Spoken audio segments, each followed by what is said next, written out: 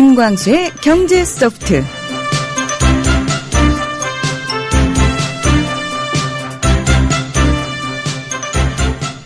네, 매주 목요일 저녁 7시 여러분을 찾아오는 시간이죠. 김광수의 경제소프트 시간이 오늘도 변함없이 찾아왔습니다. 김광수 소장님 그리고 길경식 연구이사님 함께해 주셨습니다. 안녕하십니까? 네, 안녕하세요. 예.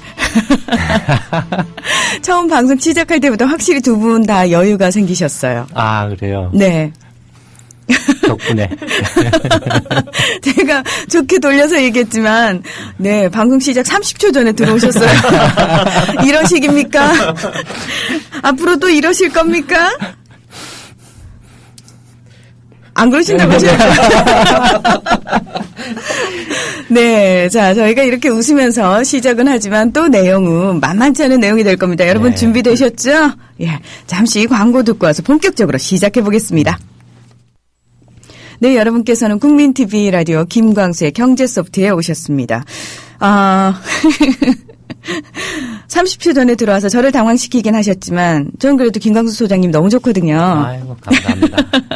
소장님 덕분에 그래도 경제 뉴스에 조금이나마 좀 관심을 가지게 되고 네. 내용도 어느 정도는 이해를 하게 돼서요. 예, 다행입니다. 아마 저뿐만 아니라 사실은 우리 방송을 들으시는 분들의 공통된 점이 아닐까. 왜냐하면 따로 공부하지 않고 그냥 이 시간에 귀만 열어놓으면 되니까 얼마나 편합니까? 네, 근데 공부도 하셔야 됩니다. 안 하고 넘어가려고 했는데 알겠습니다. 예. 자, 저희를 제대로 또 공부시켜주는 시간을 마련하시잖아요. 매년. 네. 예. 네. 소개를 좀 해주시죠. 저희 이제 그 연구소 그 경제전망 세미나. 네. 매년 연말에 하는 거. 네. 2009년부터 지금 이제 4년째 되고 있죠. 5년 차인가요? 5년 차죠. 그 늘 성황리에 된다는 그 자랑 하셨잖아요. 예. 항상 그 600석인데, 꽉꽉 찼거든요. 네. 찼는데 올해는 뭐 경제 소프트 덕분인지는 몰라도 작년까지만 해도 보통 신청자 수가 많으면은 800명, 600석이 이렇게 됐거든요. 네. 올해는 지금 벌써 지금 1000명이 넘었어요. 어머. 신청자 수가. 그래서 그러면 400명은 못 들어가는 건가요? 그래서 이제 지금 이제 12월 7일 날 첫날은 이미 마감이 돼 버렸고요. 네. 그다음에 이제 12월 8일 날 하루를 더 이제 늘려서 하는데 이거 12월 8일 날도 지금 600석인데 지금 절반이 넘었거든요. 그래서 거의 이제 그 마감이 돼가는 단계에 있으니까 서둘러서 신청을 하셔야만 이게 아마 들어오실 수 있을 겁니다. 네.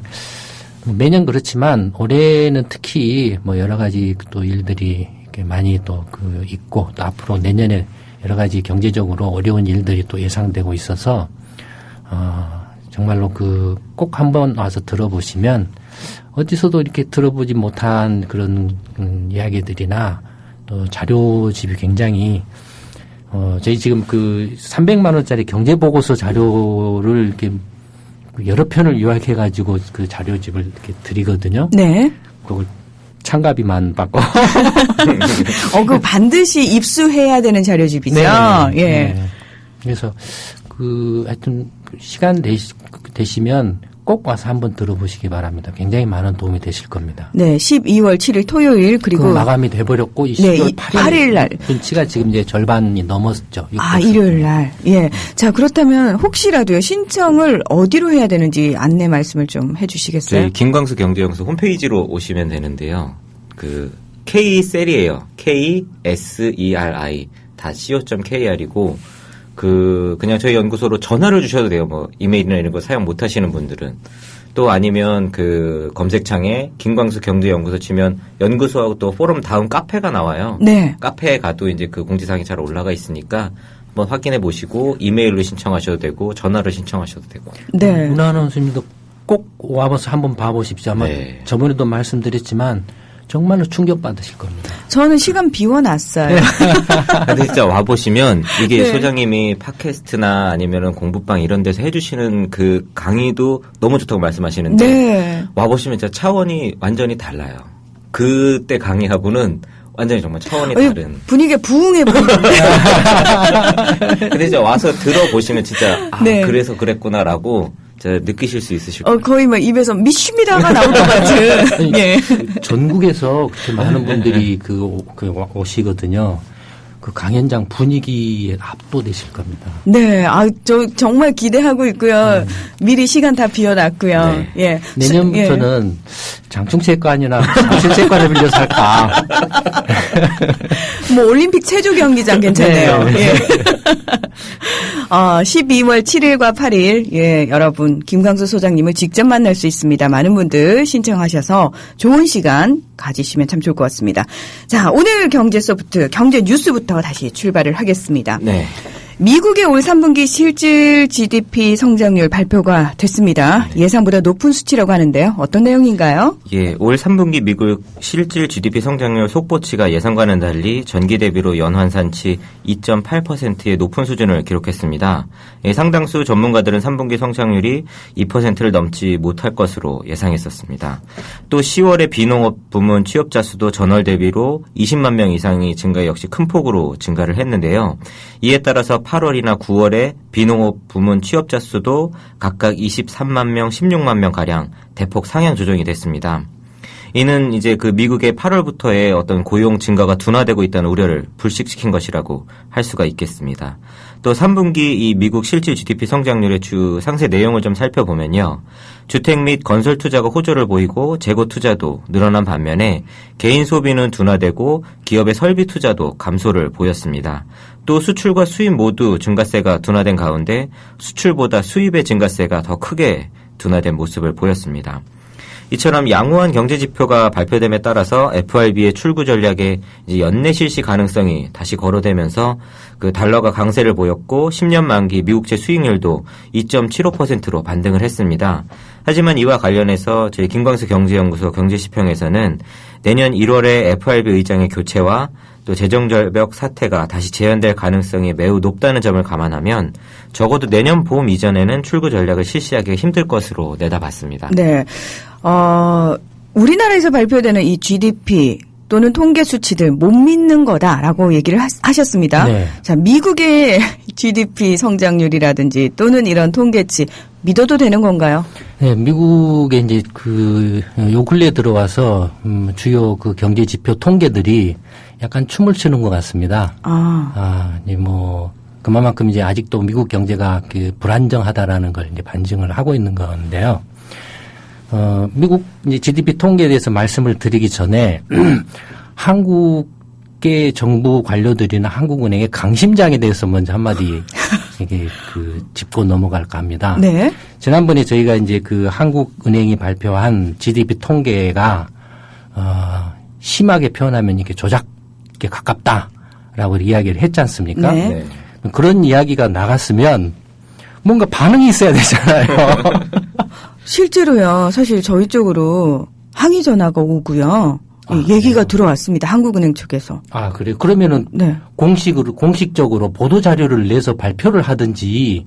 그러니까 공식적인 차원이 아니라요. 그러니까 네. 비공식 라인으로 그런 거 아니다. 오해를 하고 있는 것 같다. 이런 식이었던. 그래서 저희 입장에서는 여기서 이제 예고를 좀 미리 말씀을 드려야 될 것 같은데 김광수의 경제소프트가 저희 국민TV 뉴스 인터넷 포털 뉴스에 그대로 녹취록이 나가고 있습니다. 네. 그래서 사실은 방송을 들으시는 분들도 많으시지만 녹취록 자체를 작성된 기사를 보시는 분들이 꽤 많으시거든요.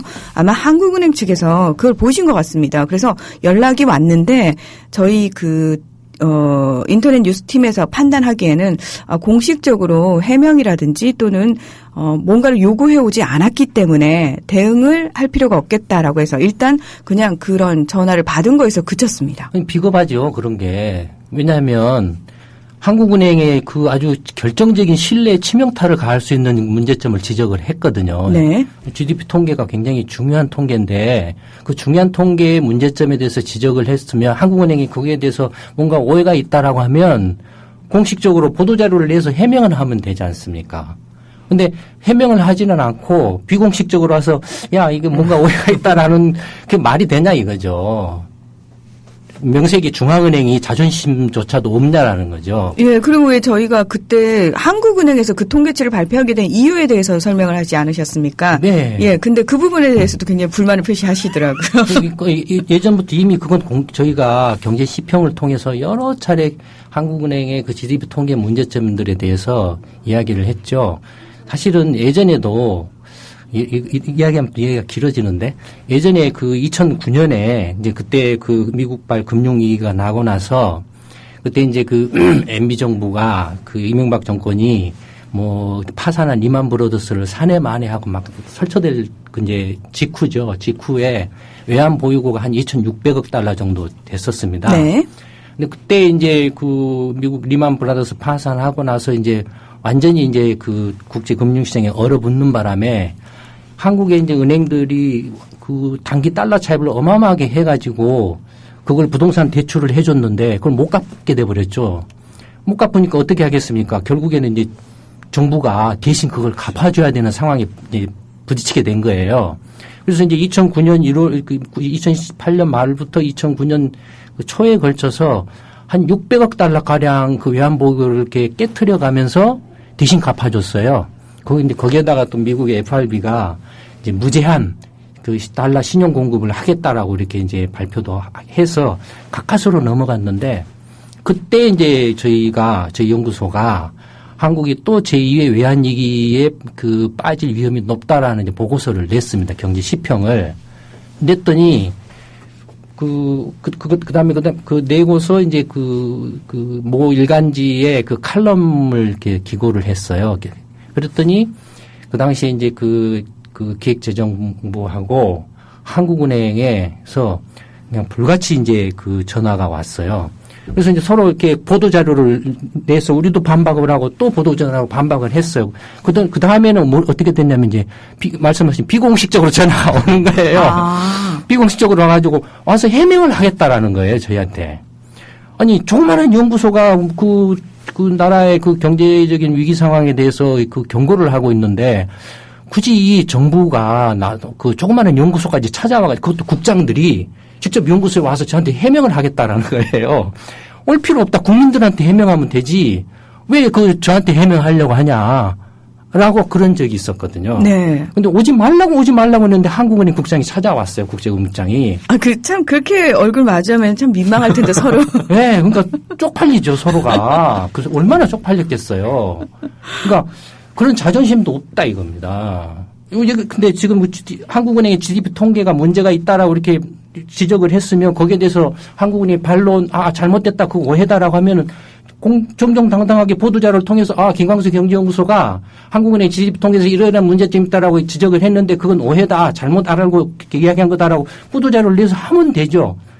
쪼잔하게 뒤로 돌아서 가지고 이렇게 전화질 해가지고 이렇게 한다라는 자체가 넌센스죠. 이제 그 하나 이제 짚어놓고. 네. 미국이 이제 GDP 3분기 통계가 나왔는데 미국의 요새 그 통계들도 자꾸 이렇게 사실 이제 GDP 통계 나오기 전에는 미국의 이제 올간 고용 통계들이 상당히 안 좋게 나왔습니다. 7월달부터 안 좋게 나왔는데 이게 이제 다시 9월달 고용 지표인가요? 이게 나오고 나서 똑같아요. 역시 그 추정식이 변경되거든요. 계열 조정을 하니까. 네. 변경되니까 당연히 그 전달까지만 안 좋았던 것들이 전부 상향 조정이 일어난 거예요. 미국 GDP 통계 같은 경우도 이제 통계 그 계산 방식의 약간의 변경, 예를 들어서 이제 그 지적 재산에 관한 부분들을 예전에는 이제 중간 투입제라고 그래서 GDP 계산에서 다 뺐거든요.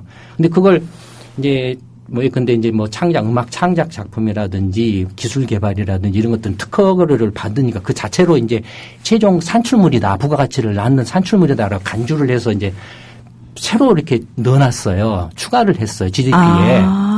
그래서 이제 GDP 통계가 딱 이렇게 변경이 바뀐 거죠.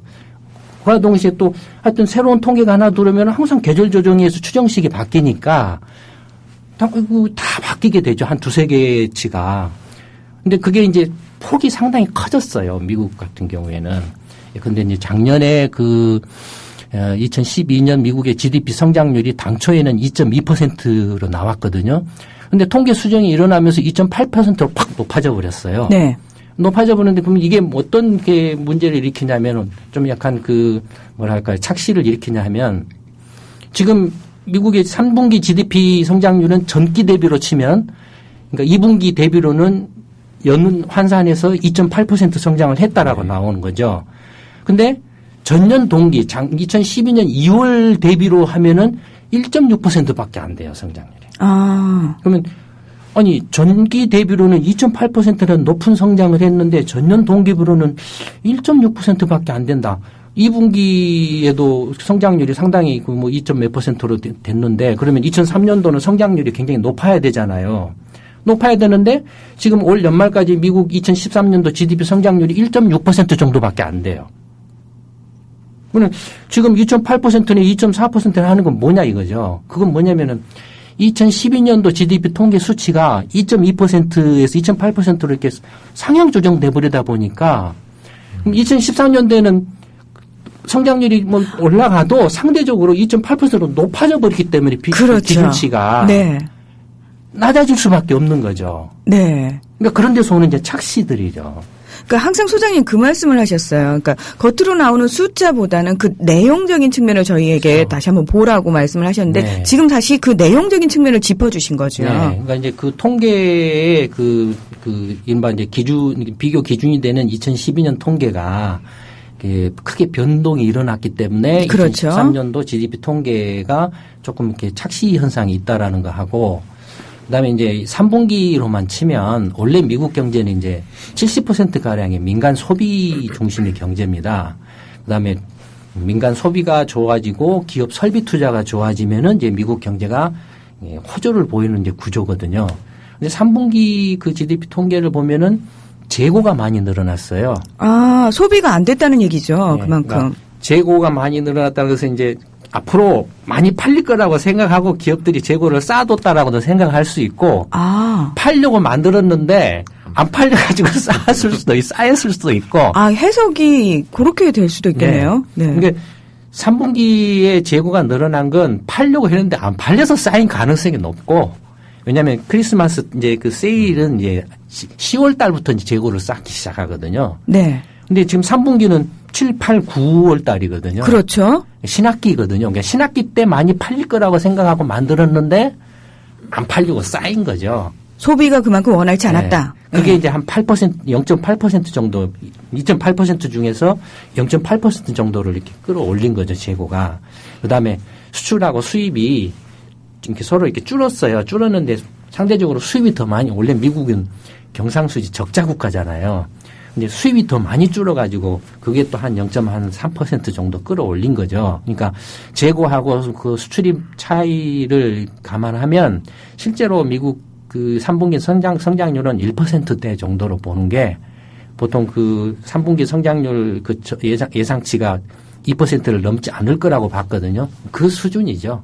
그러니까 그래서 이제 하는 말이 3분기 성장률에 대해서 평하는 말이 뭐 약간 알맹이가 좀 부족한 성장이었다라는 껍데기에 가까운 성장이었다라는 그런 표현들을 하죠. 그래서 뭐 이게 이제 미국의 3분기 성장률 실체라고 이렇게 말씀을 드릴 수 있을 것 같습니다. 네, 이제 그 뉴스의 끝부분에 그 얘기를 하셨어요. 내년 봄 이전에는 출구 전략을 실시하기 힘들 것이다. 사실 우리가 그 미국의 출구 전략에 대해서 관심을 가지는 이유가 이 부분에 대해서 눈치를 보고 있는 세계 각국의 경제들이 휘청휘청하지 않습니까? 네, 그렇죠. 예. 네. 그 출구 전략 하겠다는 말 한마디에 휘청거리기 때문에 저희가 사실은 언제쯤 정말 제대로 출구 전략이 실시될 것인지 귀추가 주목될 수밖에 없는 부분이고요. 네. 하여튼 지금 그 어젠가 오늘 그 이제 차기 FRB 의장인 앨런 부의장이 미국에서 이제 그 증언을 했는데 발언한 내용을 보면 미국 경제에 대한 해석은 저희 연구소하고 거의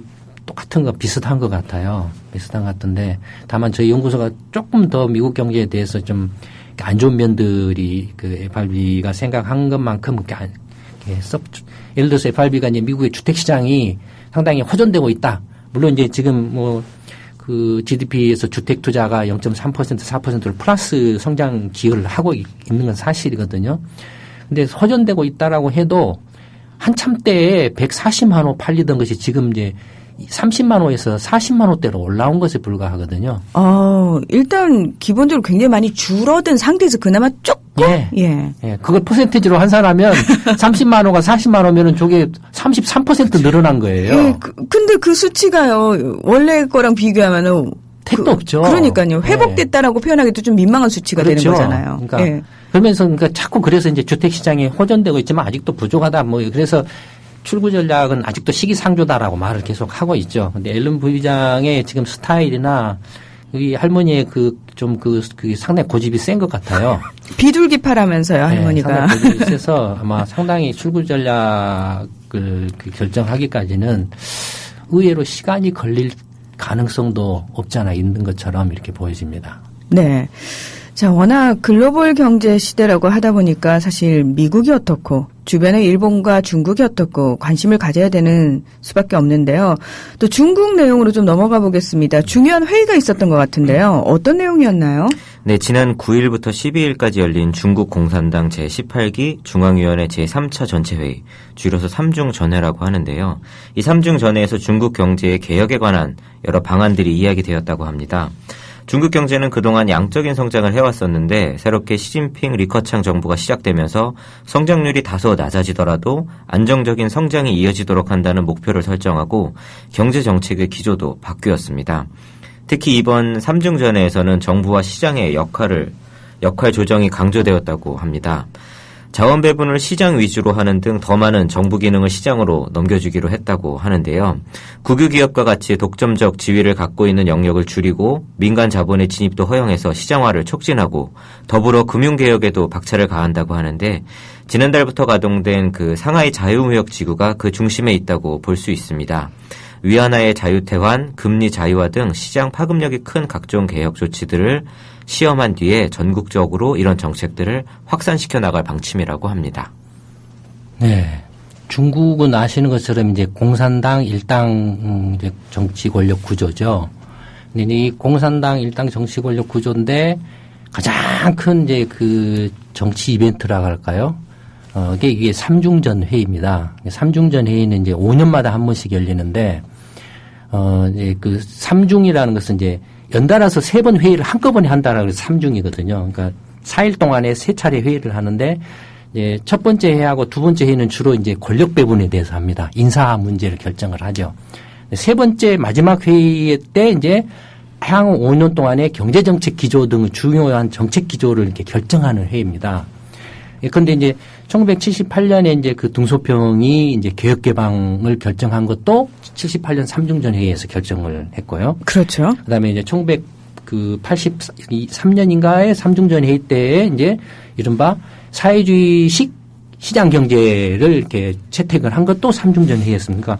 이 3중전 회의에서의 정책 결정이 굉장히 그 중요한 결정을 이렇게 많이 합니다. 그런 점에서 이제 가장 주목을 이렇게 받는데 그 전에 앞서서 이렇게 인사결정 말하자면 권력 배분을 한다고 그랬잖아요. 이것이 상당히 지금 이제 그 의미를 갖습니다. 지금 현재 이제 중국의 권력 구조를 보면은 이제 세 개 파가 있다라고 이렇게 보여지는데 하나는 이제 베이징파, 저는 이제 후진타오 이렇게 주석을 중심으로 한 이제 중국 공산당 청년단 조직을 중심으로 한 공천당이라고 그러죠. 이제 기반으로 한 이제 후진타오파. 그다음에 이제 상하이파 예전에 장쩌민 이렇게 만들어서 이렇게 한 지금 많이 밀린 감이 있지만 그다음에 지금 이제 시진핑 주석 출신인 태자당파 이른바 재벌 2세 내지는 뭐 그 권력계층 2세 집단들의 이제 신진 세력이죠. 그럼 상하이파는 이제 리커창 뭐 이제 후진타오 주석이 밀은 건데 이 리커창은 어쨌든 시장주의를 주장합니다. 상하이파 이렇게. 이게 개혁파죠. 그다음에 그 공천당은 그 이제 보수파에 해당합니다. 보수파에 해당하고 그다음에 이제 태자당파가 보수파에 해당된다고 해야 되나요? 그 조금 그 보시라이라고 이렇게 실각된 사람이 있습니다. 네. 중층에. 네.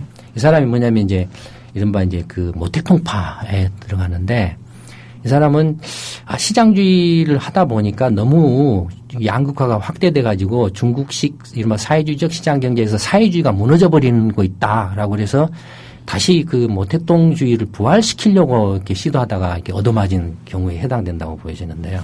이번 삼중전 회의에서도 이 세 개파가 그러니까 이제 리커창을 중심으로 하는 시장 개혁파하고 그다음에 이제 모택동파하고 이른바 이제 사회주의를 다시 강화하자, 모택동주의를 강화하자라는 그런 게 파하고 그다음에 이제 보수파, 기득권을 이제 가지고 있는 세력이 주로 이제 국유기업하고 짜가지고 이렇게 기득권을 지키려고 하는 이런 보수파 간에 그래서 아마 이게 권력 배분상에 있어서 여러 가지 조금 이렇게 매끄럽지 못한 부분들이 있었던 거. 이건 이제 시진핑 정권 어떤 그 시진핑 주석의 권력이 그렇게 안정적이지 못하다라는 걸 이렇게 시사합니다. 근데 이게 정치 권력이 안정적이지 못하다 보면은 경제 정책이나 경제 문제에서도 영향을 미칩니다. 그렇죠. 네. 왜냐하면은 그 보시라이 충칭 네. 모델이라고 해서 한동안은 중국에서 네. 굉장히 각광을 받았었거든요. 네. 근데 실각을 하는 상황이 벌어지고 그렇게 되면은 다시 말해서 어느 층이 권력을 잡느냐에 따라서 경제 모델 자체가 확 바뀌게 되지 않습니까? 근데 아마 전체적으로는 대세는 그 시계 바늘을 되돌릴 수는 없죠. 그러니까 네. 과거로 회귀하려고 했고 심지어는 그 중국 공산당에 대항하려는 듯한 태도까지 보였던 이제 보시라이가 뭐 실각당했다 권력에서 밀려난 것은 어떻게 보면은 대세의 흐름이었다라고 그렇게 보여지고요. 이제 뭐 하여튼 모택동파는 뭐 하여튼 조금 그렇고 개혁파가 하고 보수파가 말하자면 이제 국유기업이나 이런 세력과 그다음에 시장주의를 주장하는 개혁파 간에 이제 아마 그 권력 다툼과 어떤 경제 정책 노선상에 있어서의 대립 뭐 이런 것들이 앞으로 중국 경제를 내다보는 데 있어서 중요한 포인트가 되고 그것이 또 하나 이제 중국 경제의 혼란 내지는 위험의 요소가 될 가능성이 아주 높다라고 그렇게 보여집니다. 네, 실제로 왜 지금 중국 내에서는 비리, 부패 척결을 내세우면서 서로 간에 굉장히 싸움이 벌어지고 있지 않습니까? 예. 이명박 정권 때 뭘 했습니까? 어마어마한 공공사업을 했잖아요. 네. 그나마 시장 경제를 몇십 년 동안 표방해온 한국도 이럴진데 중국이 하물며 사회주의적 시장 경제를 표방을 하고 있다고 하지만 그 권력 독점 하에서 얼마나 말할 수 없는 부정부패가 있겠습니까? 그러니까 부패의 척결이 지금 계속 떠들고 있죠.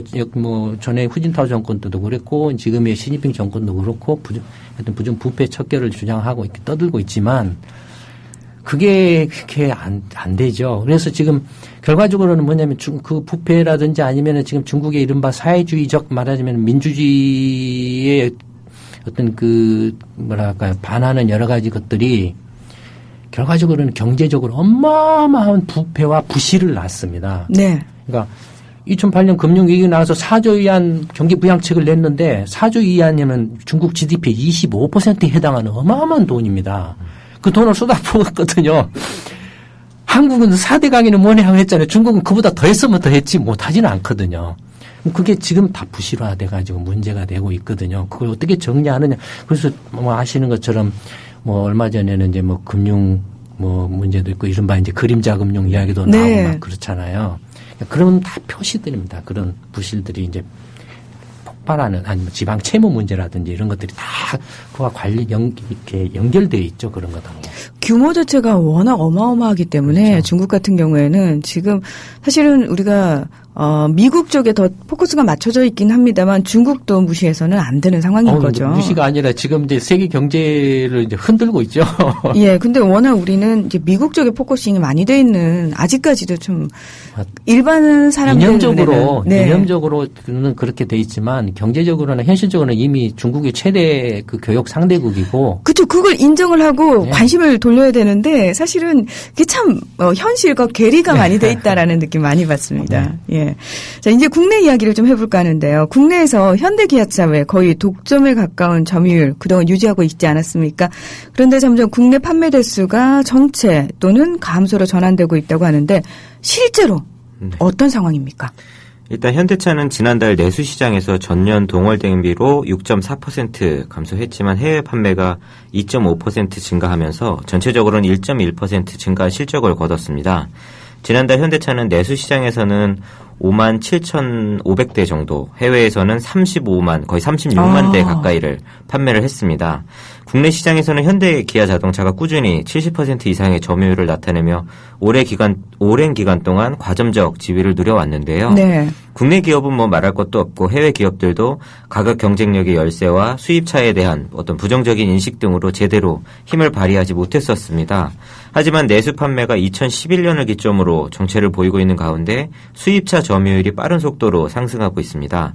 2012년에는 점유율이 10%를 기록한 데 이어서 2013년에는 12%를 넘어서고 있습니다. 과거에 비해서 그 수입차에 대한 소비자의 인식이 우호적으로 변하고 있고 유럽이나 미국과 맺은 FTA에 의한 관세 인하 효과가 이제 본격화된 것이 이렇게 된 주요 요인으로 꼽히고 있습니다. 네. 또 과거에는 고급 대형차 중심이었던 수입 차종이 중소형차로 점차 보편화되면서 3천만 원에서 4천만 원대의 차량을 40대 이하 연령에서도 이제 구매하는 비중이 차츰 높아지고 있습니다. 특히 내년 하반기에는 이제 유럽산 수입차에 적용하던 관세가 아예 철폐되면서 수입차의 추가적인 가격 인하 요인이 매우 커진 상태입니다. 수입차의 가격 인하로 현대 기아차와의 가격 차가 축소될 경우 현대 기아차의 내수 판매와 향후 가격 결정에도 상당 부분 제약이 있을 것으로 보여집니다. 네. 네, 지금 이제 이제 국내 그 내수 시장, 자동차 시장에서 이제 외국산 차 점유율이 높아지고 있다라는 이야기인데요. 이건 이제 그 FTA하고 이제 그 밀접한 연관을 갖습니다. FTA에 대해서 그래서 이제 이야기를 좀 이렇게 해볼 필요가 있는데. 그러니까 사실은요, 저희가요, 그냥, 현대 기아차 판매가 줄었대. 단순히 이렇게 접할 수 있는 경제 뉴스에서 우리가 더 관심을 가지고 봐야 되는 부분은 표면적인 현상이 아니라 그 뒤에 왜 그런 현상을 불러왔는지, 그러니까 FTA에 대한 얘기를 이제 귀담아 더 들으셔야 되고 관심을 가지셔야 되는 부분인 거죠. 네. 이 FTA를 제가 이제 이야기를 하려고 하는 것은 정부 관료들이 얼마나 대통령 해바라기식의 정책을 하고 있고, 그 다음에 국민들을 기반하는 그런 정책들을 하고 있는가, 그 예를 하나 들으려고 합니다. 네. 이제, FTA가 적극적으로 추진됐던 게 이제 노무현 정부죠. 네. 노무현 정부가 지금 이제 이명박 정권을 거쳐서 이제 박근혜 정부로 이렇게 와 있는데,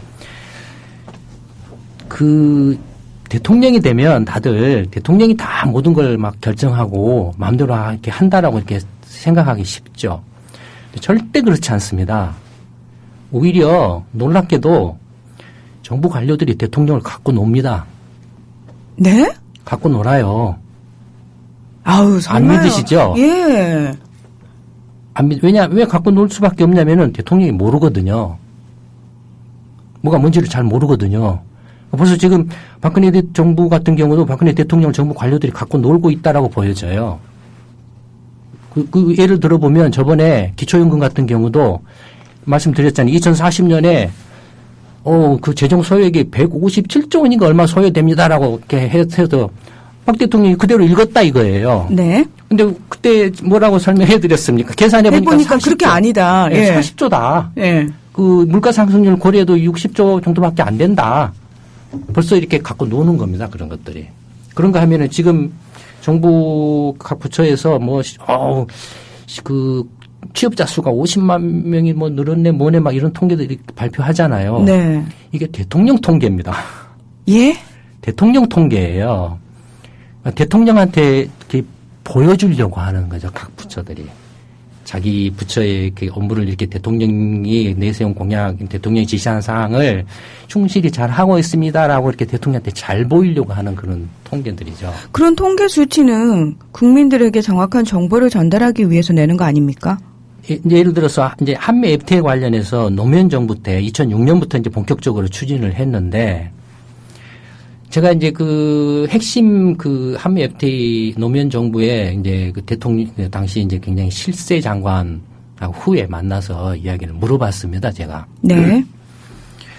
도대체 왜 그렇게 많은 반대가 있었는데, 물론 나름대로 이렇게 제대로 이렇게 그 사전에 한미 FTA의 실익이나 여러 가지 전략적인 것들을 고려해서 판단해가지고 FTA를 하는 게 좋다라고 이렇게 결정을 하면 할 수도 있다 이겁니다. 근데 구체적으로 그런 것이 하나도 안 보였다라는 거예요. 도대체 무엇 때문에 무슨 근거로 한미 FTA를 해야 된다라고 그렇게 했느냐. 그러니까는 없대요. 없고 그냥 노 대통령하고 그 실세 장관이 둘이서 머리 맞대고 고민하기를 한국은 사람밖에 없고 자원은 없고 하니까 먹고 살려면 수출을 하는 것밖에 없다. 교육을 늘려가는 수밖에 없다. 그래서 FTA를 해야 된다라고 그래서 했다라는 거예요. 지금 저희가 FTA 워낙 이제 익숙한 단어가 됐지만요. 사실은 가장 기본으로 돌아가 가지고 생각을 해야 될 부분이요. 원래 다자무역기구 형태였지 않습니까? 그 WTO 체제에서 이제 그 당시에 저희 국민들은 어떤 시그널을 받았냐면은 자, 이제는 다자무역 시대가 아닙니다. 양자무역. 그러니까 FTA를 체결을 하지 않으면 우리가 먼저 그 나라와 선점해서 FTA를 체결하지 않으면은 손해를 볼 수 있습니다. 그래서 다른 나라들도 앞다투어서 양자무역. 그러니까 다시 말해서 나라 대 나라의 어떤 무역 체계 그런 협상을 맺고 있기 때문에 우리도 빨리 거기에 동참을 해야 됩니다. 그렇지 않으면 선점에서 밀려버리면 나중에 피해를 보게 됩니다. 네. 이런 식으로 저희는 시그널을 받았었어요. 하여튼 그건 또 이제 나중에 기회가 되면 한번 그 가트 체제하고 WTO 체제로 이렇게 변화 과정과 이제 FTA 관계에 대해서 한번 말씀을 드리겠습니다만 어쨌든 그 노무현 정부 때 그 한미 FTA를 추진하게 된 배경과 문제점에 대해서 한번 짚어보고 보면은 정부 관료들이 얼마나 대통령을 갖고 놀고 국민을 기만했는가 하는 걸 여실히 알 수 있다라는 겁니다. 그러면 그 당시에 노무현 대통령과 실세 장관이 실제로 관료들에게 기만당했기 때문에 네. 인정을 했어요. 그런 상황이 벌어졌다. 네. 그러니까 그리고 도대체 왜 무슨 근거로 그렇게 했냐니까 그냥 그 이야기였습니다. 한국은 사람밖에 없고 그래서 교육 위에는 먹고 살 게 없어서 교육을 확대하는 것이 필요하다라고 해서 FTA를 결정을 한 거다. 좋다. 그러면 그럴 수도 있다 이겁니다. 미국하고 한국하고 FTA를 하는데 그러면 전략적으로 한국이 미국에 대해서 유리하고 또는 불리한 점, 그다음에 미국이 한국에 대해서 유리하고 불리한 점, 그랬을 때 서로 간에 그 협상을 한다라고 했을 때 유리한 점에 대해서는 어떤 식으로 협상 카드를 만들고 불리한 점에 대해서는 어떻게 방어를 하고 하는 그런 전략들이 있었냐 하니까 없었다 이겁니다. 그런 거 가지고 없이 어떻게 했냐 하니까 관료들이 뭐라고 가져오는데 뭔 말인지 못 알아듣겠더랍니다. 못 알아듣겠더래요. 섬유 이렇게 원산지 규정에서 3번사 60번수가 어떻고 저떻고 가공도가 어떻고 이런 이야기 하고 그다음에 관세 상계 관세가 어떻고 뭐가 어떻고 하는 걸 잘 모르겠더라는 거예요. 그래서 제가 이제 한번 그 전에 설명을 해줬죠. 한미 FTA를 찬성할 수도 있고 반대할 수도 있다 이겁니다. 근데 우리 연구소가 분석을 해보니까 한미 FTA를 추진할 당시에 미국의 평균 수입품들에 대한 평균 관세율이 2%입니다. 2%요? 네. 2%대예요. 한국의 평균 수입 관세율이 8%대입니다. 저희가 훨씬 높죠. 네, 한국이 높죠. 네. 근데 그 8%도 농산품과 비농산품, 말하자면 공산품이죠. 공산품의 한국의 평균 수입 관세율이 3%대입니다. 3%대예요. 그다음에 이미 그 무관세화된 그 비중이 미국 같은 경우는 세계의 모든 나라로부터 수입을 싸게 많이 해야 되니까 관세를 많이 안 매겨요. 네. 미국 경제가 소비 위주로 이렇게 성장하는 경제이기 때문에 관세를 높여버리면 가격이 올라가서 소비가 잘 안 되지 않습니까? 그러니까 무관세가 굉장히 많아요. 그러니까 무관세율이 얼마나 되면 거의 공산품 같은 경우는 70%에 달합니다. 그러니까 실제로 한국의 반도체라든지 휴대폰이라든지 이런 것들은 다 무관세예요. 자동차도 승용차는 2.5%고 이게 거의 이제 조립만 하면 다 만들어지는 녹다운 형태의 그런 부품으로 들어가면 1.4%밖에 안 됩니다. 관세. 그러니까 100원짜리 자동차를 수출하면은 102원 50전에 이제 미국 관세 2원 50전이 붙어가지고 소비자한테 간다라는 거죠. 그다음에 한국 같은 경우도 이미 한국의 대기업들이 하고 있는 그 품목들은 다 거의 무관세가 됩니다. 반도체도 다 무관세고, 뭐 TV 같은 휴대폰도 다 무관세고, 그다음에 첨단 장비나 기계 장비 도입하는 거 대기업이 가만히 있겠습니까? 다 그거 무관세를 해달라고 해서 이미 오래전에 다 무관세가 돼 있어요. 그러니까 이미 한국이 수입하는 그 품목의 공산품 같은 경우는 거의 60~70%가 거의 무관세에 가까운 상태였습니다. 그러니까 FTA를 한다라고 그래서 한국의 평균 공산품 같은 경우는 3%대고 미국은 이제 뭐 2%대인데 실제 실효 관세율을 또 따져보면은 미국은 1%대고 한국도 이렇게 그게 2%대로 쑥 떨어집니다. 또 그것도 실제로 관세를 내는 걸 기준으로 해서 이렇게 관세율을 보면은 그러면은 FTA를 한다 한들 관세율 미국은 1% 없애는 거고 한국은 2% 없애는 거예요. 네. 한국이 미국에 100원짜리 수출하면은 101원으로 소비자한테 가는 거고 미국으로부터 100원짜리를 수입하면은 102원에서 한국 소비자한테 가는 거죠. 그러니까 그다지 FTA를 한다라고 해서 득실이 없다 이겁니다. 그러니까 실효성이 없는 걸 왜? 그래서 이제 제가 물어본 거죠. 네. 그런 거 제대로 검토를 했냐 하니까는 아무도 그런 이야기를 해주지 않더라 이겁니다. 저희도 처음 들었습니다. 네.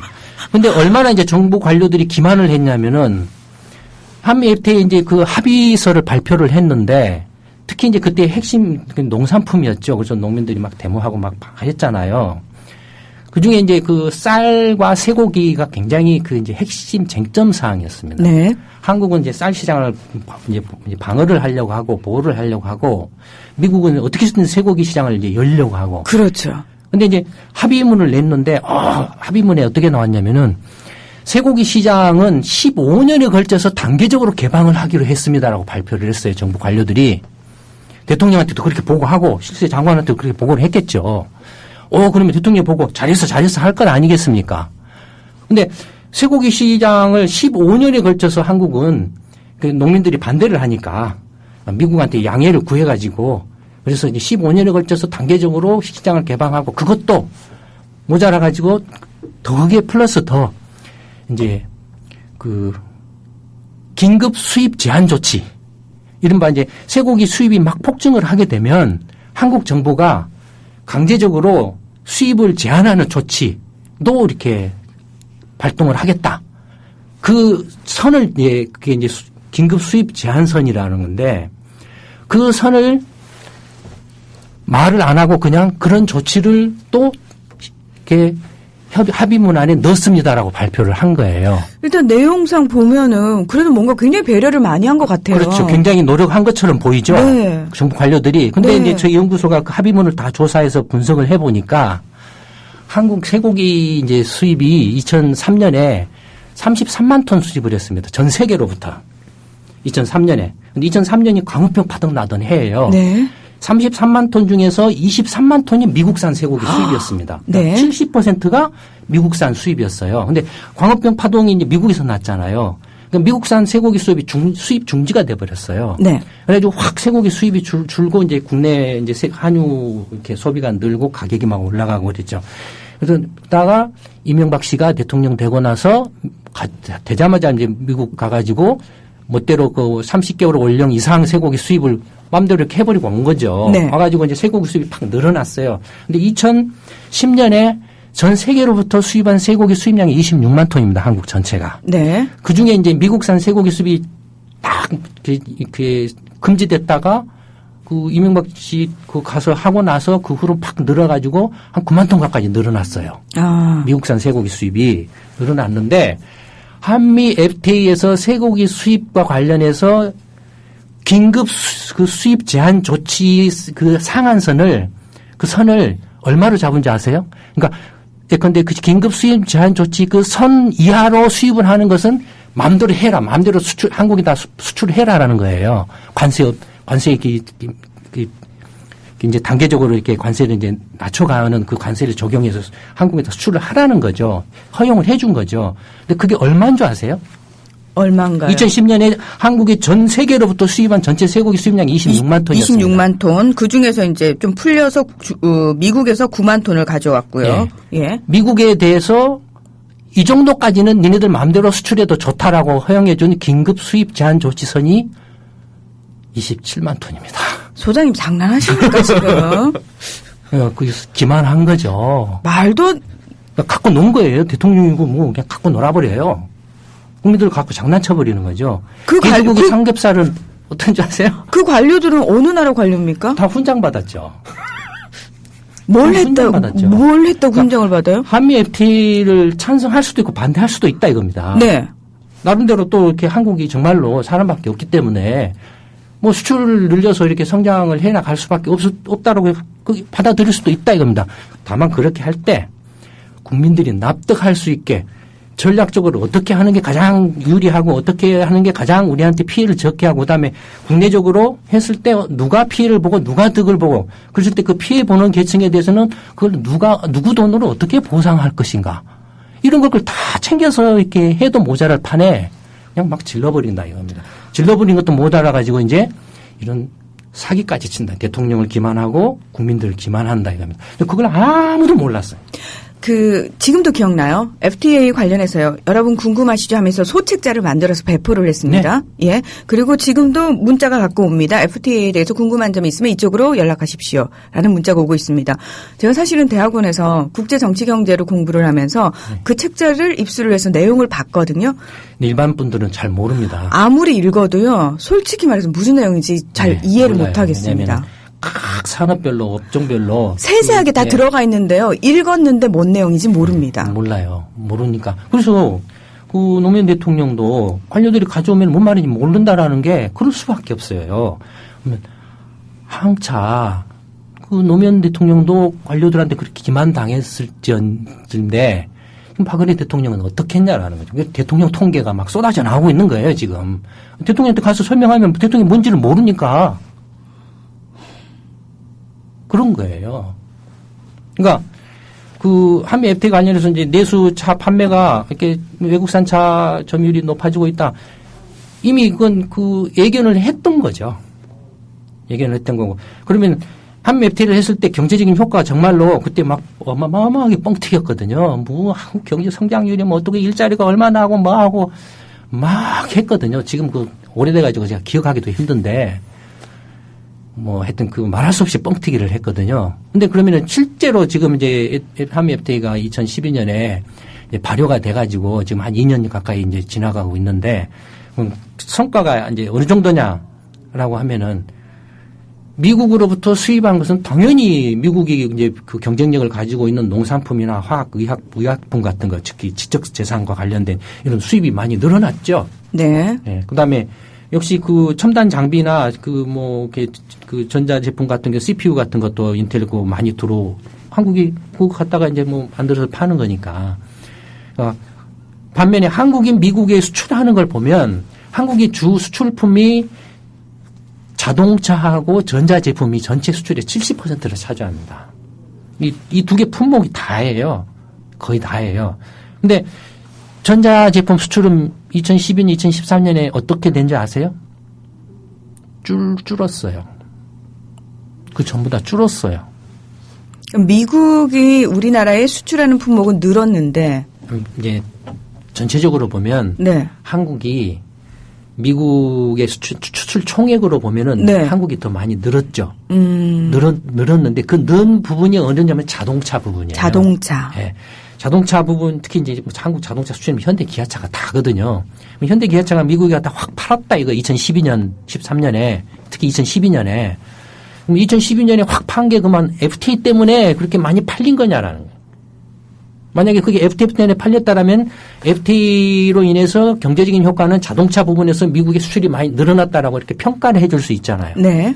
근데 2012년에 그 현대 기아차가 미국의 수출이 많이 일어난 그 배경에는 몇 가지가 있는데 그 중에 하나가 이제 가장 큰 요인 중 하나가 일본 차가 상당히 위축됐어요.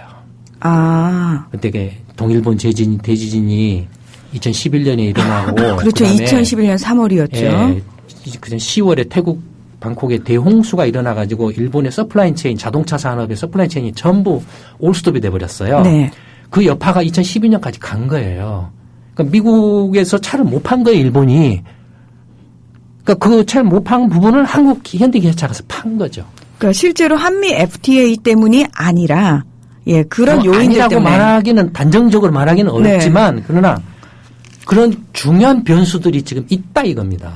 실제로 2013년 딱 되니까 일본이 이제 그런 그 피해에서 전부 복구가 돼가지고 하니까 미국에서 자동차 판매가 급증을 하고 있어요. 지금 2013년에 도요타라든지 닛산이라든지 혼다라든지 판매가 급증을 하고 있거든요. 현대 기아차 밀리고 있거든요. 또 하나는 자동차 시장, 미국의 자동차 시장을 보면은 가격대별로 시장 구조가 다릅니다. 2만 달러대 이른바 소형차, 경차 소형차 2만 달러 이하, 2만 5천 달러대에 이제 2만 5천 달러, 3만 달러대에 이제 중형차, 3만 달러 이상의 고가 대형차 이렇게 세 개로 나눠집니다. 네. 그러면은 한국 현대 기아차가 주로 미국에서 시장 점유율을 갖고 있는 건 2만 달러 이하의 소형차 시장입니다. 거의 대부분이에요. 네. 그다음에 2만 5천 달러에서 3만 달러는 주로 일본과 독일 차들입니다.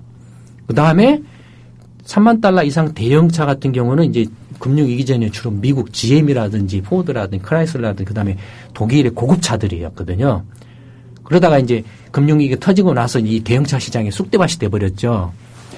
근데 어쨌든 그 시장 구조가 그렇게 돼 있어요. 그러면 한국이 한미 FTA를 통해서 2만 달러 이하의 소형차 시장에서의 그 관세가 100원짜리를 수출하면 102원, 2원 50전 붙은 관세가 100원이 된다 이거예요. 무관세가 된다 이거예요. 2원 50전 차예요. 근데 환율은 어떠냐 이겁니다.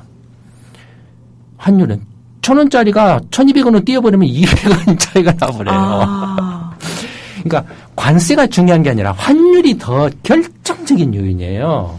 환율이. 그러니까 수출하는 기업들은 노래를 부르는 게 환율 노래, 환율 예측 노래를 불러요. 환율 예측 노래를 불러요. 그러니까 특히 다음에 소형차 시장에서 경쟁을 하는 상대는 누구냐면은 누굴 것 같습니까? 똑같이 무관세로 미국 시장에 소형차를 수출하는 캐나다하고 멕시코입니다. 나프타입니다. 나프타네요. 예, 네, 미국의 GM이나 포드나 이런 회사들이 캐나다하고 멕시코에 자동차 공장 세우고 일본 도요타도 다 거기다 자동차 공장 세워가지고 소형차를 거기서 만들어가지고 미국에다 갖다 그 미국산 차로 간주를 해줍니다. 그러니까 북미 자유무역기구라고 예. 표현을 하죠. 나프타를. 네, 무관세고 그럼 미국산 차로 인정을 해주니까. 예. 그러면 현대차가 관세 2원 50전 깎아준다라고 그래서 경쟁력이 얼마나 높아지겠냐. 그런 걸 한미 FTA 검토할 때 3번이라도 의논했냐 이겁니다. 없었다 이겁니다. 그런 이야기들이. 그렇게 해서 이렇게 한미 FTA가 추진이 엉망진창으로 추진된 거예요. 그러니까 급하게 막 밀어붙이다 보니까 이제 업계한테 막 요구사항 빨리빨리 이렇게 취합해가지고 올려보내. 그래서 그 짜집해서 넘긴 거죠. 올린 거죠. 대부분이. 그러다 보니까 지금 실질적으로 FTA를 통해서 얻을 수 있는 그 서로 간에 얻을 수 있는 실력은 그렇게 거의 뭐 없습니다. 이미 거의 자유무역 상태에 가까이 가 있어가지고 거의 없습니다. 그러니까 일본이 그걸 알기 때문에 FTA를 안 했고 그다음에 TPP 참가한다라고 뭐라고 하면서도 저렇게 이미 일본이 99%거든요. 자유화도가. 무관세. 자기들은 이미 세계적으로 경쟁력을 대부분의 업종에서 경쟁력이 있기 때문에 다 자기들이 일부러 관세를 거의 제로에 가깝게 내려놨어요. 우리가 내렸으니까 너도 내려라 하고 그쪽 시장 열려가지고 가서 팔려고. 그렇기 때문에 일본 입장에서는 특별히 뭐 TPP나 FTA나 한다라고 해서 추가적으로 얻을 이득이 없다라고 생각하기 때문에 안 하는 거예요. 대신에 하게 되면 이제 농산품 시장, 농업 시장을 열어야 되니까 정치적으로 민감하고 자기들 이제 뭐 그것도 뭐 문화네 뭐네 하고 막 이렇게 복잡한 문제가 얽혀있기 때문에 이제 FTA나 TPP 이런 것들을 적극적으로 하려고 하지를 않은 거죠. 그러니까 일본 사람들이 바보고 멍청이어서 그렇게 안 하려고 했냐라는 거예요. 그런 거 한 번이라도 생각해봤냐 이거죠. 아무도 그런 걸 고민해보고 검토해본 적이 없어요. 유일하게 대한민국에서 김광수 경제연구소 하나뿐이었습니다. 그 이야기를 해줘도 튕겼죠.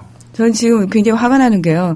그 당시 급하게 한미 FTA를 추진한 한국의 관료들은 한국의 공무원들이 아니라 미국의 러비스트였다라는 생각이 드네요. 지금도 마찬가지입니다. 박근혜 대통령이 공무원 정부 관료들 손에 놀아나고 있을 가능성이 아주 높습니다. 예.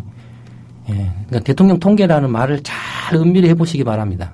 국민들이 경제 전문가가 다 될 수도 없는 이 상황에서 어떻게 이 나라를 지켜야 할지 정말 또 암담해지는 그런 순간이네요. 예. 소장님, 오늘 저희들이 아프지만 반드시 알아야 되는 내용들 얘기해 주셔서 고맙습니다. 네, 감사합니다. 네, 다음 주에 뵙겠습니다. 두 분 고맙습니다.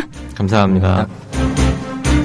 김광수의 경제소프트는 다음 주 목요일 저녁 7시에 다시 찾아오겠습니다. 함께해 주신 여러분 고맙습니다.